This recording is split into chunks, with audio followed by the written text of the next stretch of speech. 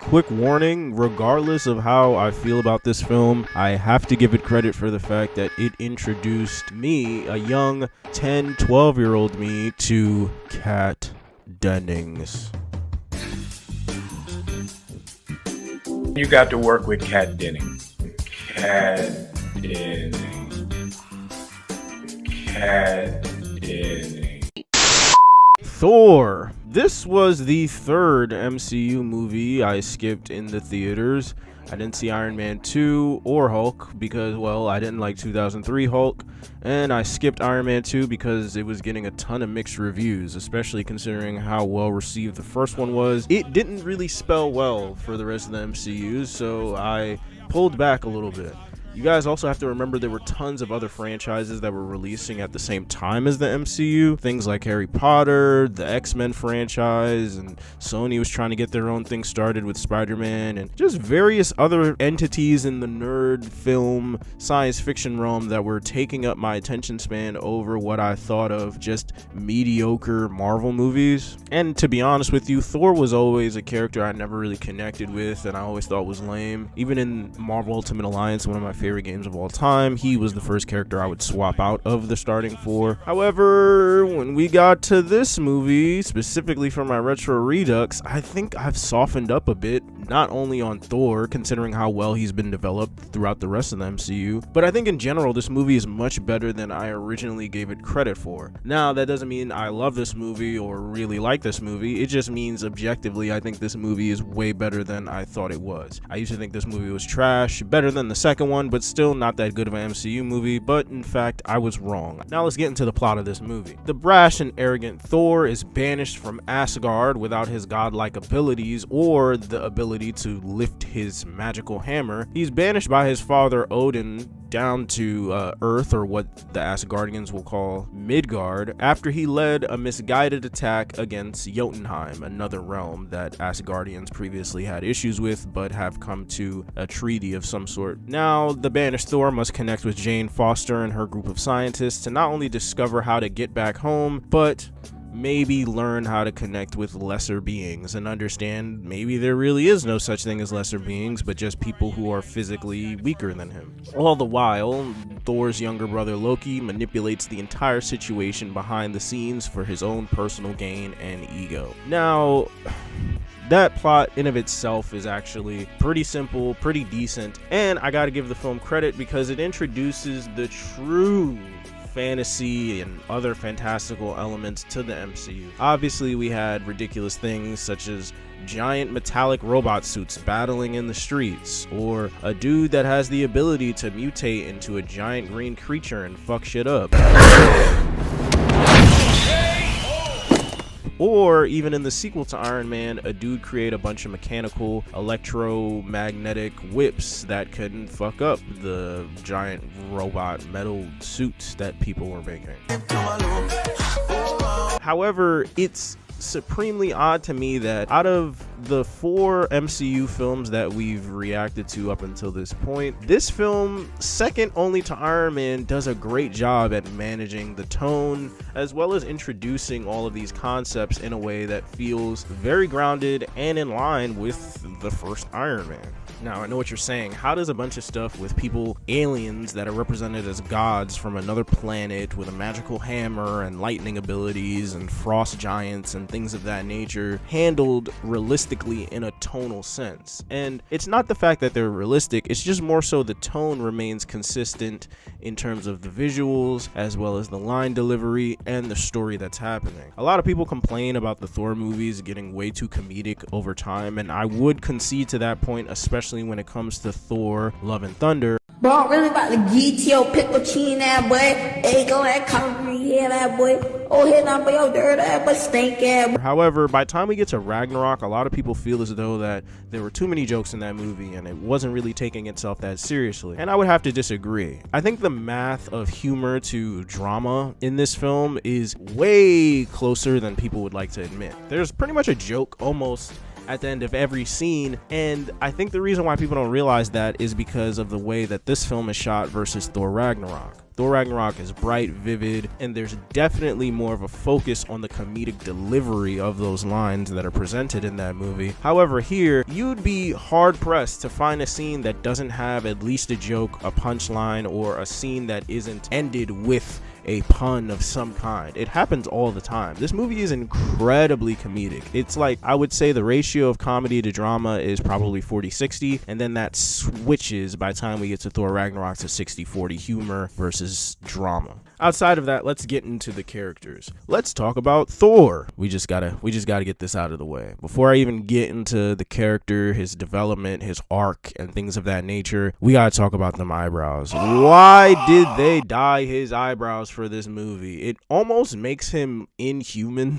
looking in a sense. I know there are people who look like this, and I'm glad they fixed it by the time we got to the Avengers movie. But you get used to it by the time we get to like halfway through the movie, but still it's just like, whoa, why are his eyebrows the same color as his hair? Honestly, Thor is just a sadistic rebel maniac reveling in killing frost giants and nearly letting his brother and friends die. But over time, this fish out of water story that they present with this character once he ends up on Earth with Jane and her team of scientists is very entertaining and honestly way more engaging than anything we got in Iron Man 2. Yes.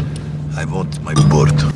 Thor is a lot of fun, but his characterization honestly is more like Bruce Banner's than it is Tony Stark. He's portrayed more with a shallow characterization and less motivation and relatability than Tony Stark was, but he's more charismatic than Bruce, so it alleviates that feeling of you not really understanding or connecting with this character the way that the film, I guess, wants you to. And I do really appreciate how subtle and understated his arc is compared to both Bruce and Tony. This is a character going through a major shift, a major change in his perspective, and because of that, it isn't just something that's splashed in his face or thrown in the audience's face. It is delivered through glances, looks, moments where he bonds with other characters and conversations, and moments of crises where he is humbled completely that I actually really enjoyed. I do believe that Chris Hemsworth does a great job at balancing the drama in this film, but also it is clear that Chris Hemsworth is fucking hilarious by how many times he'll make you laugh in this movie without a joke being the primary source of entertainment in those scenes.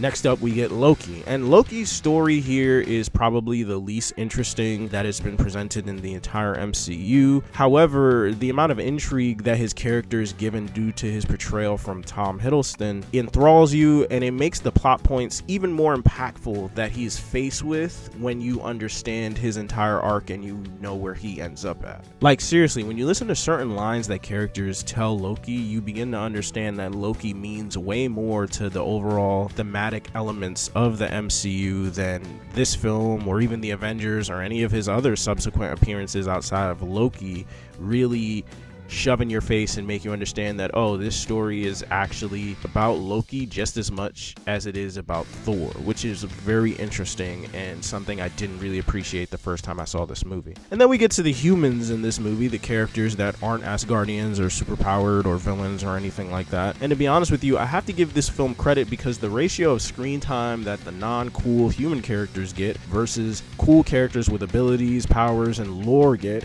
would make the Transformers movies cry, because for some reason they chose the humans over cool giant fucking robots. Here, the amount of time that the humans get just supplement the characters with abilities like Thor enough to where you connect with these characters, but they don't overstay their welcome and they don't annoy the shit out of you. I think Natalie Portman does a pretty decent job at being the love interest, and I think that Jane Foster and Thor's relationship is pretty cute or whatever. I do like Dr. Eric Selvig and how they set him up in the post-credit scene, but I also really enjoyed his drinking moment with Thor. I thought that was a ton of fun to watch. And of course, Darcy, portrayed by Kat Dennings, and really she could do no wrong. She has my heart. I will kill anyone who says otherwise. We also have Sith and the Warriors 3, and they suck. They do nothing for pretty much the entire trilogy, and I completely understand why they are killed off nonchalantly in Ragnarok, and Sith never comes back until Love and Thunder and Loki.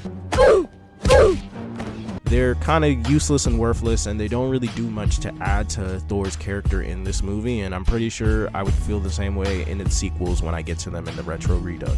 And finally, we have Laufey, who is, I guess, the physical antagonistic force of the film, aka the Night King, because what the fuck, this is literally the Night King. And to be honest, there really isn't much to say about this character other than the fact he roasts the absolute fuck out of Thor when he's introduced.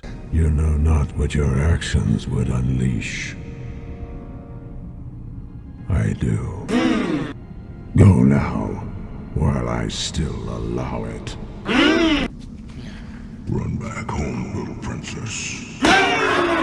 And finally, when it comes to the cast and the characters, I just have to talk about Anthony Hopkins. Anthony Hopkins carries this film by himself with this performance. That's not to say Chris Hemsworth and Tom Hiddleston don't do a phenomenal job as those characters. They do. But Anthony Hopkins is kind of in the wrong movie in a good way. I think he's acting circles around everyone in this film. He does an amazing job as Odin, and despite the fact that he looks like a fucking Power Ranger, I love him in this movie. The growls and delivery of disappointment, and of course his death by heartbreak scene with Loki are great, and he just elevates this film with everything that he does in it. Now, when we get to the connections to the grander MCU, unlike Iron Man 2, I felt like the expansion of the MCU with his uses of S.H.I.E.L.D. and characters like Hawkeye, Agent Coulson, and Agent Sitwell felt a bit more natural to the story, considering whole point of S.H.I.E.L.D. being in the situation with Thor is a reaction to an event, as opposed to how they're portrayed in Iron Man 2, which is just this safety net type deal for the Tony Stark character and pretty much enable him to solve all of the issues in the film without him actually having to go through it and learn himself. These characters, as well as S.H.I.E.L.D., are here to supplement the grander universe in a way that also supplements the film and its plot, which I really enjoy. Maybe I would have given more of a role to Hawkeye when I was younger in a parallel sense to Black Widow in Iron Man 2, but now that I'm older, I think a slightly larger reoccurring role would have been better as opposed to him being a main character. It would just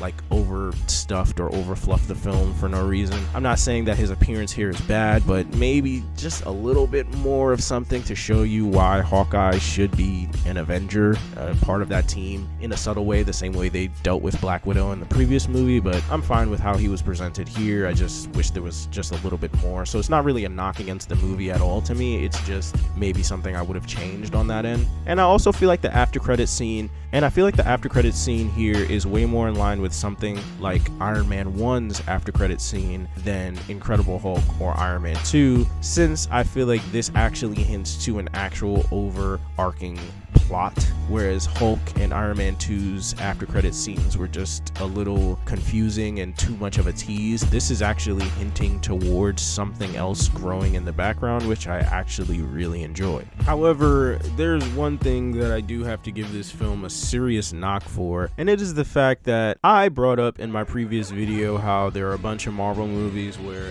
it'll be the final battle, a huge CGI battle in a cool location, but the fight is lame, or the opponent is just a mirror of the main character, or it doesn't make sense, yada yada yada. And I gave you a list of all the films that did that. This film doesn't apply to that, but that's not a good thing because the final fight is so lame. It's probably the reason why I can't say I'm a huge fan of this film, or just a fan of this film period. There's so many things I love about this film when it comes to like the interpersonal relationships between Loki and Thor, Loki and his father, Thor and his father, Thor and Jane, Thor and Jane's team. But the final fight is so lame and so cliche, and honestly just feels like a Disney Channel production in my opinion, so that just brings it down a huge notch. It doesn't even fit into the cool location thing. It doesn't work. It's not something that really contrasts against Thor's, you know, fantastical abilities or anything like that enough for me to say, oh, that at least it was in a cool location. None of that.